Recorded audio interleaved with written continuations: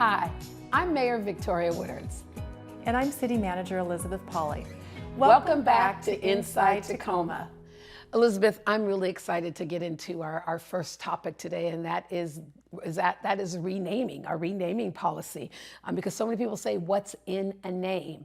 And obviously there's a lot in a name when it comes to our city and being able to honor and educate, not just honor those who have made an impact, but educate those who don't know all of the people who have made an impact. So getting this policy passed, the council and I recently adopted the policy brought to us by staff on the renaming policy. And we have an opportunity now to really honor individuals who have contributed to our community. What makes me really even more excited is that we can now do it while people are still alive. So people have the honor of being able to be there and be present and actually get their reward while they're still here to witness it. That is exciting, Mayor, and maybe you could take a minute and remind us of some of the renamings that have taken place in the city of Tacoma. Absolutely. So we've had a few since this new policy was enacted, and I think we have several in the pipeline, but just a couple examples of things we've renamed. So I'll start with something that obviously is near and dear to my heart, and that is the renaming of the 34th Street Bridge. Which is now called the Harold G. Moss Bridge. That is a special one. That is, it absolutely is. And so, but what's exciting about that is, number one, we did get to do it while Harold was yet alive. And what's even quirkier about it is that thanks to the best historical mayor that we have, and that's Mayor Bosma, reminded us that Harold was the 34th mayor of the city of Tacoma. Now we have a street named after him that had the number 34 in it, but we know he was our first African-American city council member and mayor and county council member. He did a lot of work around civil rights in Tacoma, so that's just one. Another one that I can think of that went into place before this policy, and that was the naming of Ernest S. Brazil Street in Tacoma. Right, that's right. And that was obviously a more difficult one, because when you're renaming a street, that makes it more difficult. But actually just having that street named after, again, another icon in our community who really fought, who was one of the first African-American ministers to establish a church on the hilltop, really was active in the civil rights movement. And then finally, another one I think of that's right downtown, and that's Tollefson Plaza. That's right. Named after Harry Tollefson, who was the mayor of Tacoma in the 1950s and 60s. So we served a couple of times. And what I just learned, which is even more exciting, is so the plaza's named after him, but Harry Tollefson was the only mayor to serve as president of the National League of Cities.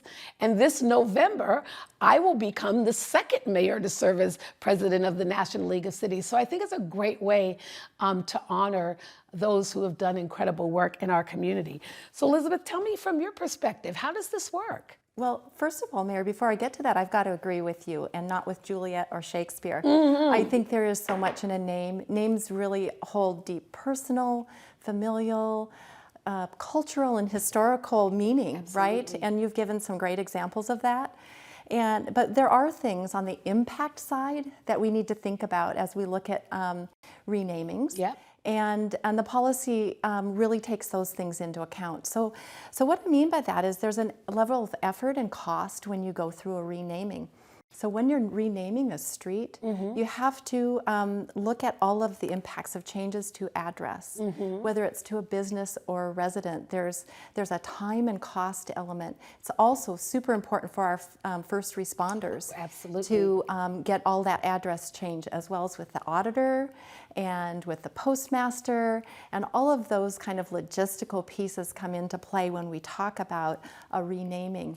And there's other costs to businesses, for example, letterhead or business cards, making sure that customers have the updated information. So all of that's really important when we look at renaming.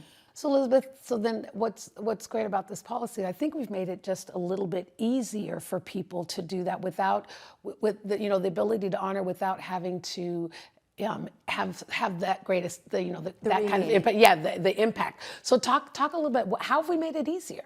Sure. Well, the policy recognizes two different ways to go about making sure that we can honor and educate through our naming policy.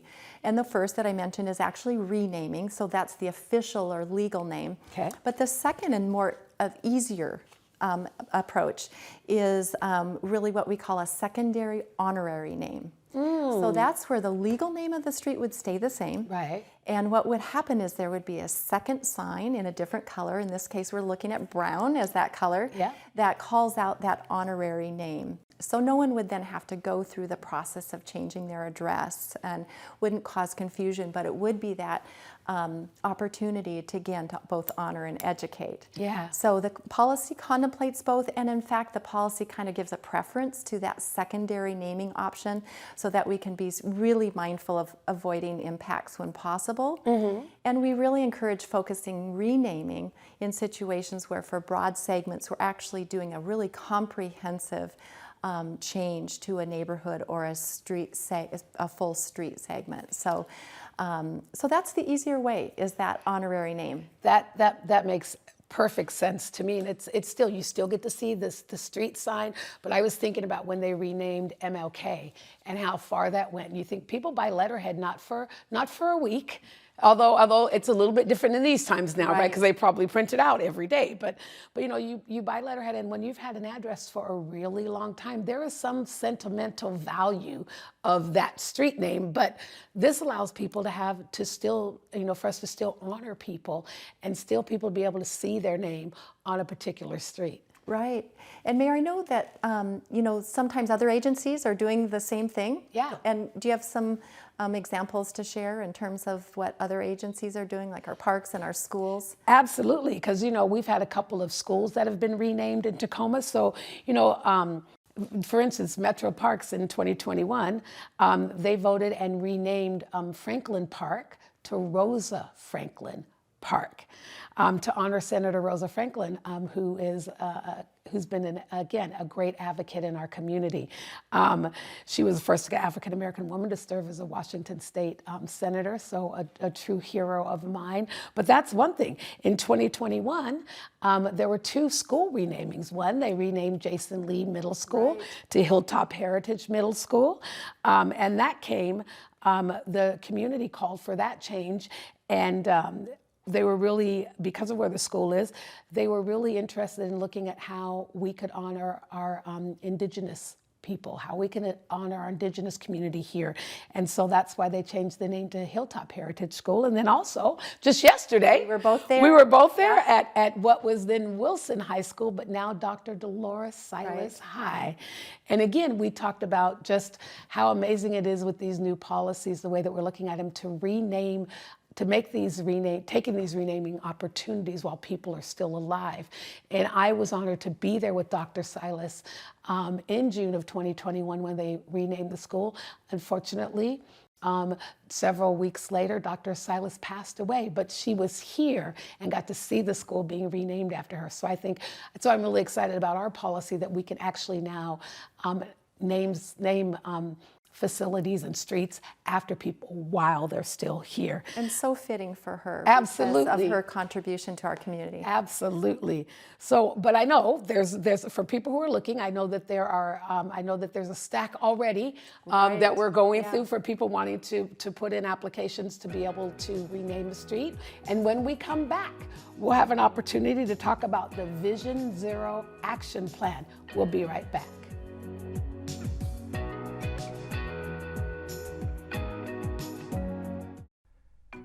Why do neighborhoods look the way they do in Tacoma? One big reason is that for the last 70 years, Tacoma has zoned most neighborhoods as R1 and R2, which are mostly made up of large lots with one house. What would Tacoma look like if we had more diverse housing types to accommodate more lifestyles? Duplexes, small multifamily, cottage housing, or a mix could bring more options to meet the needs of all people. These 4 types of housing, called infill housing, are part of Tacoma's solution for addressing the housing needs and affordability challenges our residents face. These housing types already exist in great neighborhoods throughout the city, such as the North Slope, Hilltop, Stadium, Lincoln, and many more. Mixing housing types in our existing neighborhoods will enhance our communities while building a Tacoma that creates housing options that fit the style, function, and need of every individual. Tacoma's infill pilot program will help us lay the groundwork for future growth in Tacoma.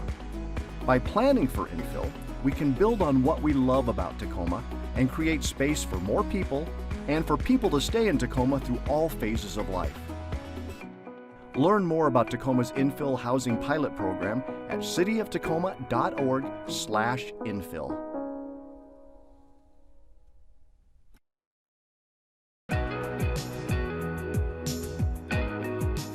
Welcome back to Inside Tacoma.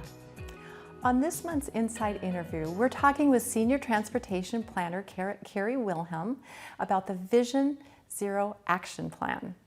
Well, we know that safety comes in many forms, and every one of us can play a part in keeping our community safe and making it safer.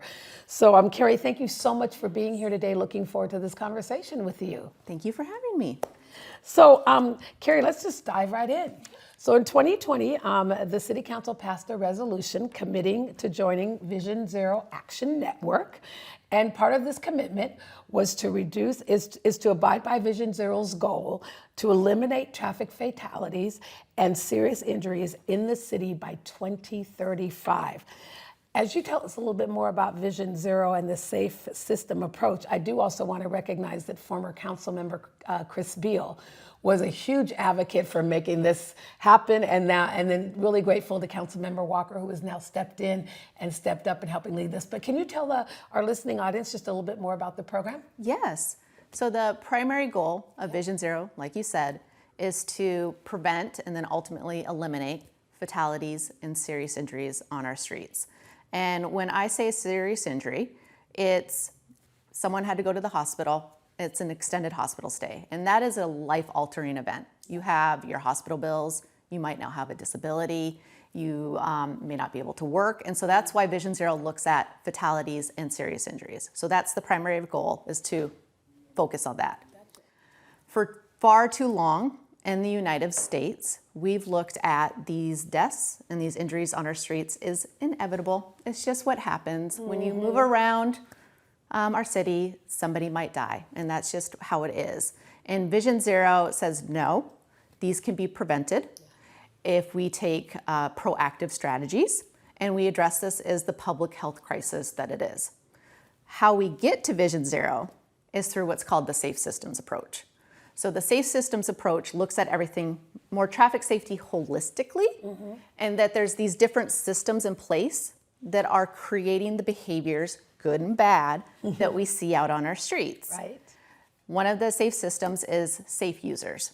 So when somebody gets behind the wheel of a car, are they being a safe user? And we've seen a rise in intoxicated driving, which is a result of substance abuse. And so that's where we're gonna need our community partners to help us out to address that particular system, is how can we get that root cause of why somebody might get behind the wheel intoxicated. The other one is safe vehicles. If you think about the design of our cars and how cars can go up to 150, 200 miles per hour, there's not a street in the United States that has that speed limit. So that design is setting cities and our communities up for failure in a way by having that be part of it. So then that's another system that needs to be looked at, and there are people looking at the design of cars. What you're going to hear about a lot through the Vision Zero Action Plan is where the City of Tacoma can take the leadership role, and that's through safe speeds and safe roads. We need to set our speed limits for the activity that is there, for the outcome we want of that area. So we have to look at our speed limits, which we just recently did. And then we also know that we can't just change the speed limit in a lot of situations, that the design of the road influences the behavior of the driver. And so that's when we have to look at our safe roads. How are our roads built? And then what can we do to improve it to make it more safe for everybody? I think about Vision Zero and safe systems. I think about South Tacoma Way, right? It's the speed limit is 25, but it's a 4-lane highway almost. Yes. So that's a perfect example of how changing the design of a street can also complement what the actual speed of the street is. So Carrie, thanks for sharing that systems-based approach, but I want to talk about data for a minute. Data speaks volumes. Yes. And can you talk a little bit about the WSDOT data that backs up this approach? Yes, and I do have my paper in front of me because there's so much data. And sometimes the numbers, can get a little bit confusing. Absolutely. But Vision Zero is a very data-driven plan. It looks at the data. So to kick off this process, we did a very intense crash safety analysis where we took 5 years of Washington State Department of Transportation data. And 5 years is kind of the general chunks that traffic engineers take or transportation planners because you can start to see patterns. We excluded I-5, State Route 16, 705 from this data. So when I start talking about these numbers, know that it's not including I-5. And that crash data gives us a lot of information. It tells us the mode of travel. Was it a pedestrian, a bicyclist, who was involved? The age of the person, the conditions of the road. Was it raining? Was it not? The time of day? And we take all of this and we come up with some key findings. What we found is, not a surprise to you, I'm sure, is we have a lot of crashes in Tacoma. They're just overall, like minor to severe to fatal. We have a lot of crashes. But with Vision Zero, we care about the fatal and serious. And so we looked at that and we had over that 5-year period, 384 fatal or serious crashes within our city. Wow. The unique finding that came out of it, well, not unique. First, I'm going to say the one finding that came out is that by far it's motorists that are dying on our streets. And that's not necessarily surprising given the fact we have more people driving than we do walking or biking. Right. The unique finding for Tacoma was the number of people who were dying or getting seriously injured hitting a fixed object. So that means that they were most likely speeding and distracted, speeding and intoxicated, and they hit a power pole, a car, and that resulted in a fatality or a serious injury. And it was spread out around our city. It was one of those like finds of, oh my, we have an issue there. But we also found that, again, not necessarily surprising, is that our pedestrians are very overrepresented in our crash data. So while they only make up 3% of total crashes, they make up 28% of our fatalities and serious injuries, which again makes sense. There are vulnerable users. If they're hit by a car, a metal objects, they're probably going to die or be very seriously injured. The other finding we had was that 75% of our fatalities and serious injuries occurred on arterials in our areas of the city identified in our equity index as low to very low opportunity. Right? It just gave us that clear picture that these are the areas we really need to start focusing on. And finally, just to note, since we've done this data, that 2016 and 2020, we averaged about 8 to 10 deaths a year. So just the deaths specifically. Yep. Last year, or 2021, we had 16. This year looking, I believe we're at about 14. So it's not looking good. The trend is on the rise, which is why we need to start really focusing on Vision Zero. Well, the great thing about this is that it's backed by data, but we also didn't do this work alone. We also didn't put this plan together by ourselves in a vacuum. So you and your team obviously conducted a community survey, and then you assembled a Vision Zero task force who provided feedback and direction on the actual action plan. Yes.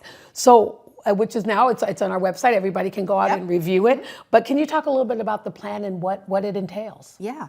So the plan, we took the data, we took all the research out there. There's been a lot of research around traffic safety.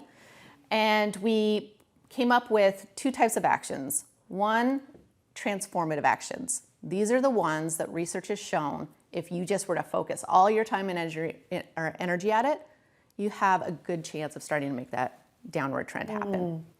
Some of those transformative actions are looking at our design manual. So within Public Works and Planning, we have a document that tells us how our streets should be designed. We need to make sure that those design standards prioritize safety. The other thing we're looking at, or the other thing that says, is that you have to start focusing your effort and energy and funding on those arterial corridors that have the highest amount of fatal and serious injuries, and figure out how you can get those speeds down. those driver speeds, because even though we might have it set at 30, they're not going 30 miles per hour in some of those arterials. So those are those transformative actions. We also have supporting actions in it. So it's that holistic approach again about what are the smaller things that we could do to kind of make this bigger change. And one of those things, an example, is that working with our media and communications office, working with the Tacoma Police Department and their media folks as well, is how we report our crashes to the public, and just making it, a little more clear that a person was involved, a person died, and not making the assumption that that individual was at fault. So just like that kind of wording matters in how we change perceptions. I got one more question for you, just a real Yeah. quick one, because we keep saying arterials, and some people may not know thank you. what an Yes. arterial Yes, is. yes, yes. So can you give us an example of some streets in Tacoma, or how we define an arterial? Yep, that is such a fantastic question, and I'm working on that for part of speed limit reduction. But I wish this was like the answer, but of course there's always exceptions. But if you have a line going down the middle of the road, Yep.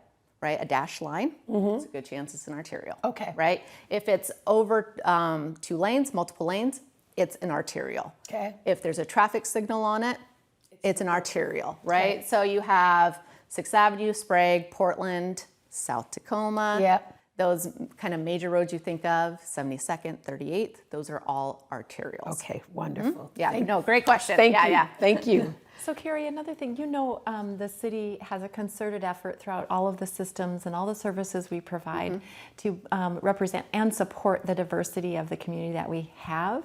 And so in this case, including the different ways that people need and want to get around the city. Can you talk a little bit about how the plan considers those different modes of transportation? Yeah. Vision Zero cares about all modes. I mean, that's it. Of course, we care about our vulnerable users a lot, but when we have a motorcyclist death, we don't want that. We don't want driver's death. So when we look at the data, we're looking at all modes, and we need to design our streets to be what's called a complete street. It's going to look different for different roads, but in theory, every street within our city that should have a way for someone to travel safely, if you're a driver, if you're a walker, or if you're a biker, right? And so looking at each of our streets, and is a person able to walk that street safely? Yes or no? And then what do we need to do?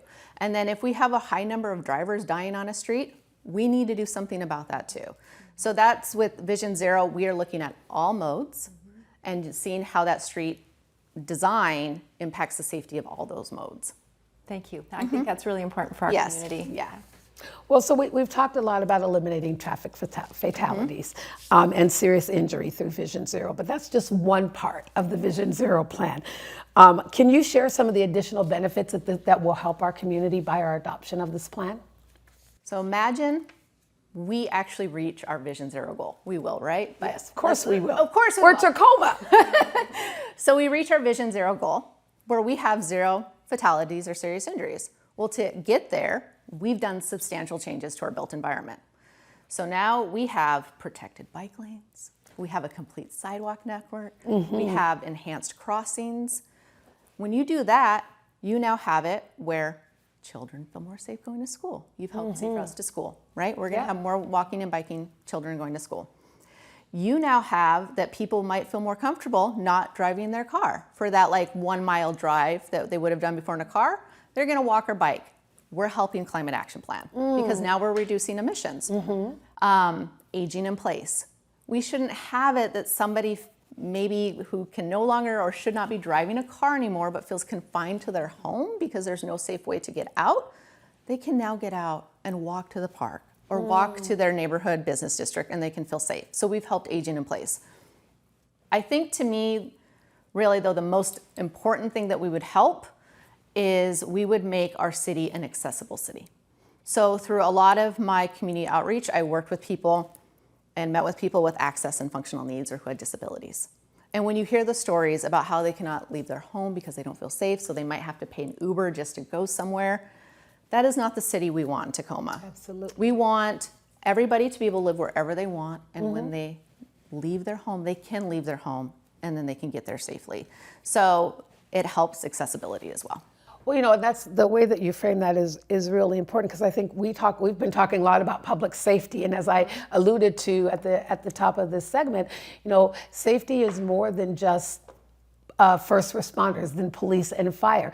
And so when you say they don't feel safe going out of their house, it's not because they're fearful that they're going to be robbed or that something bad like that is going to happen. It's because they can't get down to the sidewalk and get safely from their house to the grocery store, like you said, to the local park. So it's another great way as we think about what safety is in a city to really address all issues of safetiness. Yes, and I do want to say too, when we look at Vision Zero, like I'm very focused on that traffic safety element, but again, I recognize there's other systems in place that make people feel unsafe. Yeah. And so I'm thankful for people who are working on those other areas that someone might not feel safe. I could have beautiful sidewalks and everything in place, but if there's another reason they fear harassment or something else that they're not going to go out and use it, like that's a system that needs to be addressed too. So it goes back to that holistic approach to safety, that there's a lot to it, but Vision Zero is focusing on that transportation aspect. Great. So Carrie, let's talk about a whole other piece. Okay. Yeah, I know there's a lot to it. So the council recently passed an ordinance relating to speed limits and specifically reducing them in some areas. Yeah. What's the connection to Vision Zero, and what do we hope to see as a result of that council action? Yep. So safe speeds is one of the key systems of Vision Zero. To get started with that, we looked at residential. So, okay, that's where I'm like, not arterial streets, not those like multi-lanes. We looked at residential streets where you think of your neighborhoods, where the elementary schools are tucked away. And right now that speed limit is 25 miles per hour. Mm-hmm. I think it's been that speed. I don't know. It's been that speed limit for as long as I've known. Right. Me too. Yeah, exactly. And so through Vision Zero over the years, it's just come to that realization that people are like, that was too high. We need to relook at this because our residential streets are shared streets. Fact. Yep. That is where if you don't have sidewalks, you are walking, and you should be able to walk down the middle of your street and be okay. Yeah. That's where children are riding their bikes. Yep. That's where you have pets wandering around. We have our wildlife. So that street is very much a shared space, and 25 is too fast. We get a lot of traffic calming requests, speed requests, and we'll go out and take speed data. Some are legit, so don't want to say anybody's concern is not. But oftentimes when we look at the data, it looks like actually most people are going 27. Like 25 was just maybe the cusp of where we felt comfortable. Anything slightly over, and we're like, okay, too fast. This is too fast. Way too fast. Yep. And I've started to really pay attention to the speed I go in my neighborhood. I live in Tacoma, and I don't go 25. And so if people actually look at it and they're like, oh wait, no, actually the right speed is lower. Yeah. This does make sense. So the first one was residential to 20 miles per hour. The other thing we looked at was neighborhood business districts. Again, we want people to walk and bike there. There's a lot of activity. This is where people should be able to cross the road multiple times and feel safe. We, as part of state law, and it was the right thing to do, as well as we had to do traffic studies for those. Mm-hmm. So we went out and we took speed studies, and we looked during the week, at night, on the weekend. And we also took into consideration land use. So how many crossings are in place? What is the activity already in place? Are there driveways? What's the parking lot like? And we came up with recommendations for the neighborhood business districts that show they could be lowered now. Because either the drivers are pretty much always going the speed limit, or in some instances, they actually generally go below already. Wow. And we recommended brought those forward for speed reduction to go to 25 miles per hour. So that was 6th Avenue Business District, Old Town, Lincoln, and McKinley Hill. Mm-hmm. There's other business districts that most likely I'll be bringing forward to council in the next year or two that are good candidates. It's just we had construction in place. So we couldn't get the most accurate traffic study, and that Stadium, Hilltop are probably going to be really good candidates. Fern Hill is another interesting one where it's that tiny little neighborhood business district. Within that, it actually showed it could potentially be reduced, but 84th is a very problematic corridor. Yeah. And we applied for a Washington State Department of Transportation grant this year for that corridor, that if we were to get it, we would be redesigning that street. So then that's that system. We're going to try to fix that system first, and then we'll come back and most likely recommend lowering that speed limit. And then there's some others that have shown we need to redesign that road before we lower the speed limit.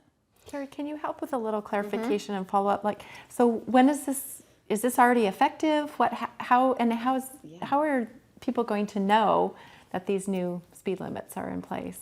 Yeah, so council did vote on it, but we put an effective date of January 1st, 2023. Okay. New year, new speed. I love that. Yeah. New year, new speed. Catchy. Yeah, yes.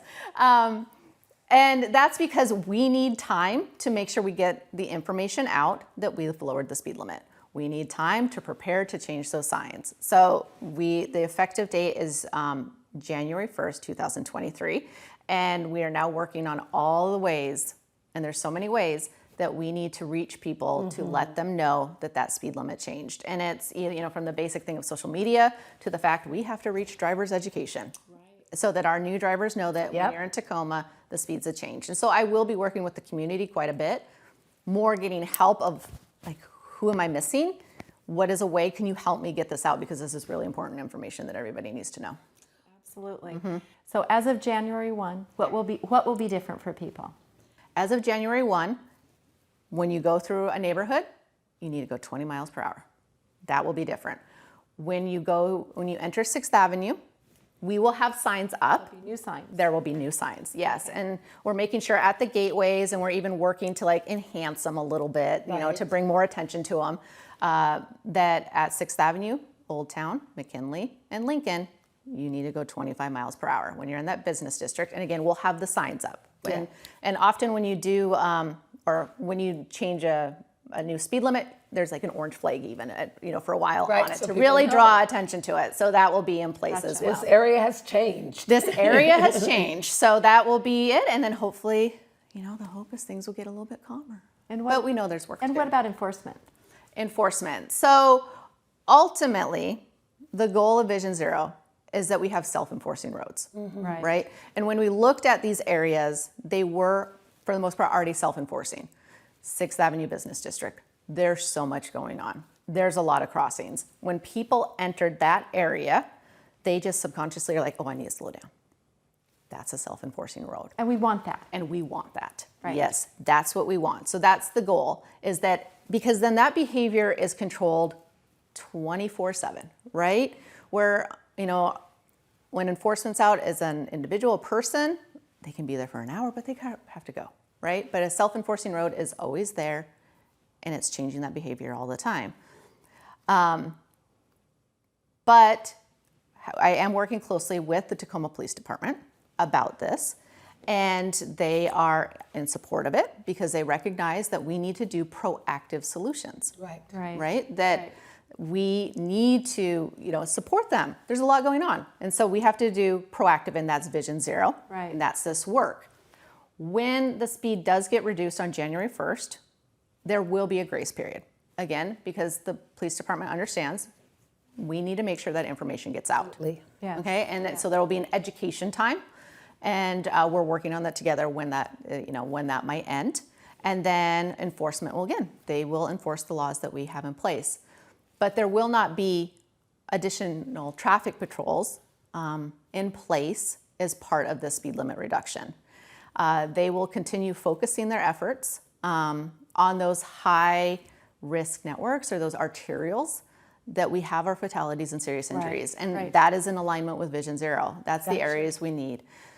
So I'll be doing pre and post speed studies and looking at the areas to kind of get a feel for what's out there. And we know the solution, and that's traffic calming and road design. And that's what we need to do.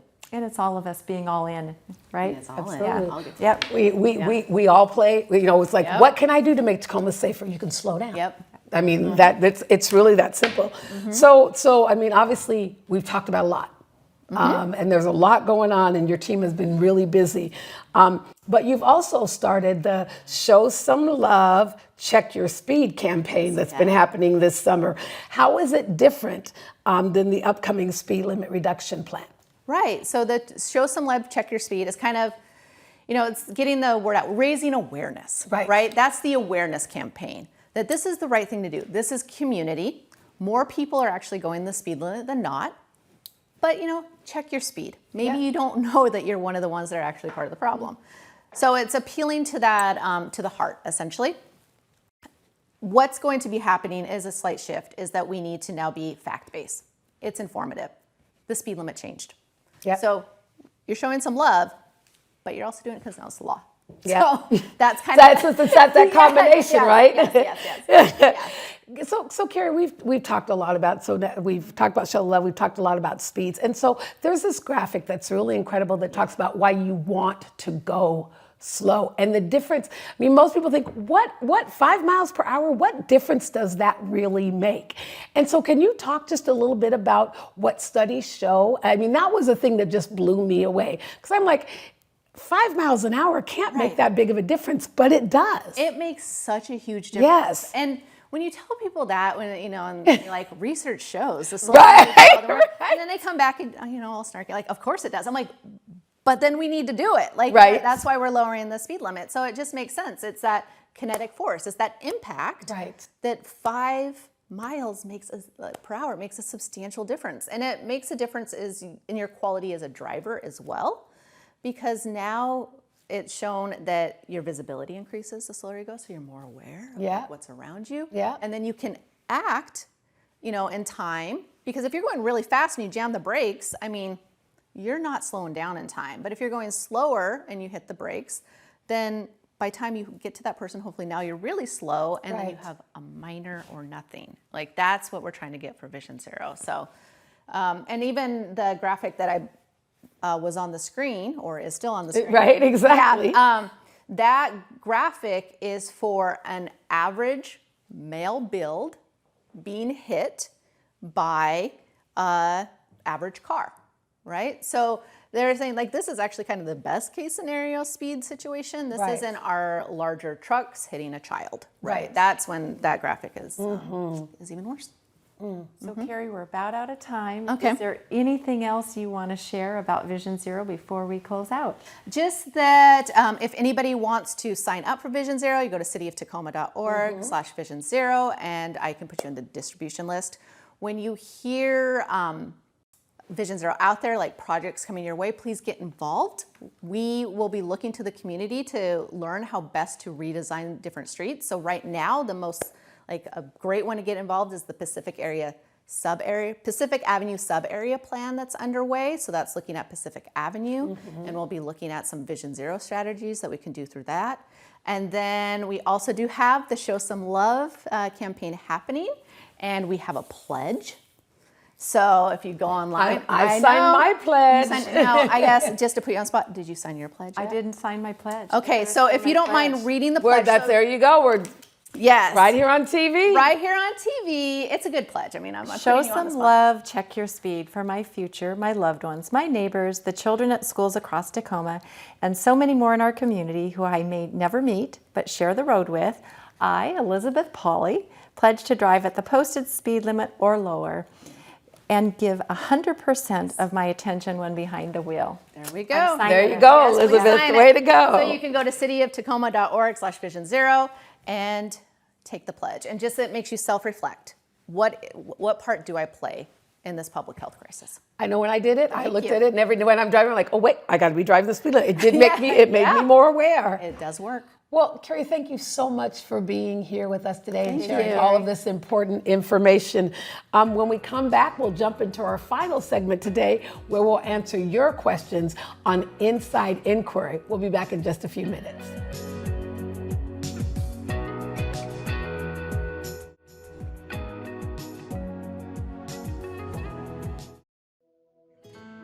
People in Tacoma of all ages and incomes deserve the opportunity to grow up and grow old in their community, which means we must increase housing choice, affordability, and supply. While there isn't an overnight fix, we can take steps today to allow for different types of housing that respect the scale and design of our neighborhoods, while helping us thrive now, in a decade, and beyond.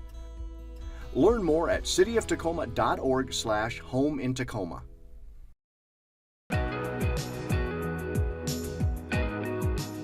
Welcome back. Now we're in our final segment, Inside Inquiry. Ask the mayor, and or the manager, where questions come from you and we'll answer those questions right here on the set. So we hear from you at community forum, on social media, through constituent requests, and in many ways and in many forums. And this is our chance to respond to some of those inquiries. So Elizabeth, let's dive right in. The All first right. one's for you, and it comes from Facebook. And it says it's about the Union Station transfer, which we just took action on. And they want to know, as we transfer to the federal government, why it was only for $1. So that would seem odd, wouldn't I'm like, I want to buy a building for $1. I got $1. It's a good question. It's a really good question. And there's some background. So initially when the city acquired the site in 1988, it was acquired for $1 from Burlington Northern, plus $3.9 million for some adjacent parcels of land. Okay. And what we then looked at is, and this is again 30 years ago. Wow. So there was a desire to preserve the historic nature of that site that was really important. And so we needed to look at ways to do that. How could we do that? It was going to be very costly to do that. So in 1989, the city passed a resolution to enter into an agreement with the federal government to help with upgrading the property. And the deal was that the city would purchase bonds, that we would take the property, which had fallen into disrepair, Right. and we would fix it up and reconstruct the property as a federal courthouse. The way we would pay back the bonds was by the federal government paying us rent to use it as a federal courthouse. We took those dollars paid as rent and paid off the bond amount over the years, and then also used those monies to continue to maintain the property. And the deal was that the amount of the bonds would be entirely paid off by those federal government monies. Yeah. And at the end, when they were paid off, we would transfer the property to the federal government for $1. So it's actually a deal that made quite a deal of sense. But that background's important. It is really important, and I believe we have our former Congressman Norm Dix, who really went to bat for us at the federal level He did, to make sure that we have that beautiful Union Station building. But what's also great about the transfer is that it's the public, so if people think, oh, we're giving it to the federal government Right. now, people don't have access, they still have access to the building as well, right? They not only have access, the public does have access, the federal government has really substantial plans to continue to upgrade and invest in that site. And it's going to be a strong community asset for years to come. That is wonderful. I know when I have friends who come from out of town, I always love to go into the rotunda of that building, because as you just look around, all the Dale Chihuly art that is in there is just so spectacular to see. So I'm excited that we still get to have access to it, but now it becomes the federal government's asset, which isn't a bad deal. It's not a bad deal at all. Thanks, Mayor. So another question from Facebook. Okay. This is about the stability site. Okay. And in case others don't know, that's one of the sites where we provide temporary shelter for those that are homeless.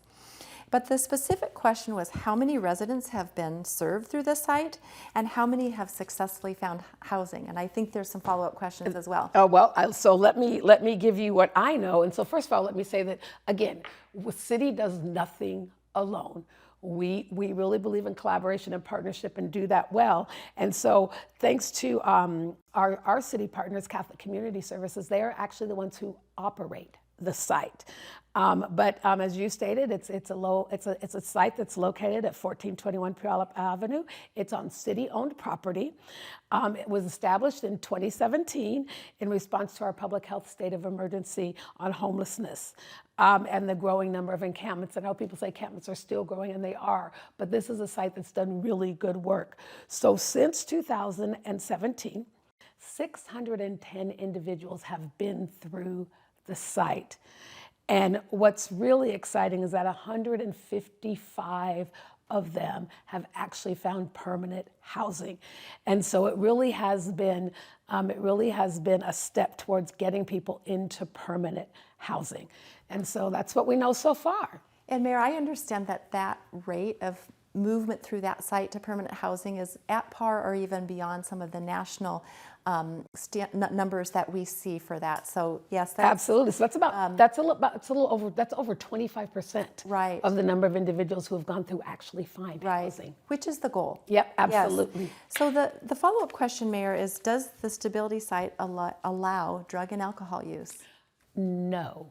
And I know a lot. I know that's a funny thing about the questions people could ask. But people are always curious about when we say managed sites, what that really means.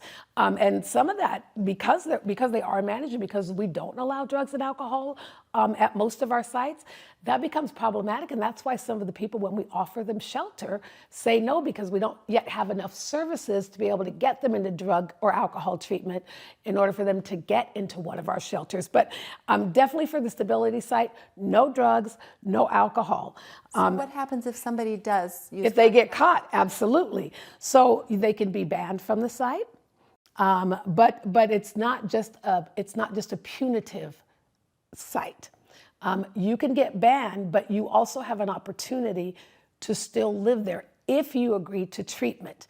And if you have to take the grievance up at a meeting, and the meeting is with people, with peers, with other people on the site. So you take it up in a grievance meeting, and then you have to agree to making sure that you stay in treatment. And then you also have to agree to attend a recovery program. So, and then that's all documented. And if you stay true to your plan, then you could actually stay on site. And the city does provide all of our, we provide all of that information to our residents. But also, again, if you're interested in more information on our sites, you can go to cityoftacoma.org/authorized encampments, and you can learn all of the information I shared today and even more. So Elizabeth, the final question is for you today. And it gets back to that safety issue, because that's homelessness and safety, two of the biggest issues in our community today. And we've talked a lot about TPD hiring numbers and how we're trying to catch up. So can you give us an update? And the question from Facebook is, what is the current status of the TPD hiring numbers? Well, Mayor, I'm going to get to numbers, but I want to take the liberty just to talk about the focus that the department has in its hiring. Because while it is about numbers, it is also about the quality of the men and women that we want to bring onto the Tacoma Police Department. And so the Tacoma Police Department has a mission to reflect and protect the community. So they're actively working to find and hire new and experienced officers reflecting the diversity of the city of Tacoma. That is really integral to our effort. As well as Chief Moore has been very clear that we're hiring for quality and courage. And we are interested in individuals from every walk of life and background that we're committed to the ideal of community protection, this broader sense of community policing and community safety. And they, again, really want to, as their mission on hiring, to reflect and protect. But to numbers. We are still down about 43 police patrol officers, and that's important. We want to fill that gap. To date, this year, we've hired almost 30, I believe it's 29 entry-level officers. That's great. 10 lateral officers and chiefs, and 2 civilian employees. At the same time, we do continue to have some leave the force, as is expected, and we have lost 33 to retirements and other leaves, including a death of one of our officers, sadly. And so that's important to know, that even though we have those good hiring numbers, we are still looking to fill, and we do invite those that are interested in this profession to reach out and see what's new and different at the Tacoma Police Department. Absolutely, and I think that's reflectandprotect.org. It is There's a website that people can go to if they're interested in serving or know family members who want to be a part of our police department. And so, well, I think, Elizabeth, that's about all for today, but I think I'm going to add in one more thing, because something special happened this week in Tacoma. And on Tuesday, we swore in a brand new council member. Indeed. That's so Indeed we did. exciting. Yeah. Council member Ogie Diaz. And I think I said it on Tuesday. What's exciting, it was a great process. And next month we'll go into a little bit more detail about how those processes happen. But I think the exciting thing is now for the first time, 6 women on the Tacoma City Council, 5 people of color, the most we've ever had. That as we talk about our police officers. I mean, every part of city government should reflect the community, and it's just really exciting. So I want to say welcome to Councilmember Ogie Diaz, and I hope as you all see her and meet her around the community that you'll give her that hearty welcome. We're looking forward to working with her, and she's already hit the ground running. She has indeed, and that really was a tender and exciting moment. Yes. And again, I look forward to supporting her. Absolutely. And the first Latina Yes, to serve indeed. on the city council as well. So it's been a busy summer. I think when we come back, it'll be September. Kids will be back Wow. in school. Yeah. But look forward to our next segment. But this is all the time we have today. And I want to thank all of you for joining us on Inside Tacoma, where I hope we've answered some of your questions and given you great insights about what's happening in our city. Talked a lot about Vision Zero, so you have more information on that program. And then finally, we answered some of your questions. So be sure to continue to submit your questions. And thank you so much for being here. We look forward to seeing you next time on Inside Tacoma.